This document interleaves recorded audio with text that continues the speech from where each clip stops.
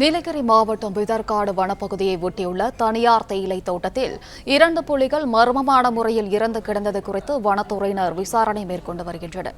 இதுகுறித்தான முழு விவரங்களுடன் இணைக்கிறார் செய்தியாளர் விஜயசுந்தரம். வணக்கம். விவரங்களை நீங்க பதிவு பண்ணலாம். வணக்கம்.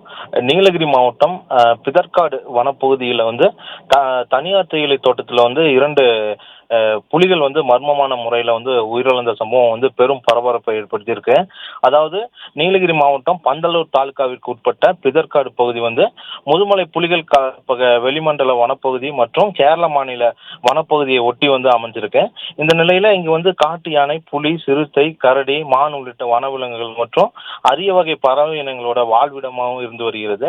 இந்த நிலையில பந்தலூர் அடுத்துள்ள பிதர்காடு பகுதியில தனியார் தேயிலை தோட்டத்துல மர்மமான முறையில 2 புலிகள் இறந்திருக்கு.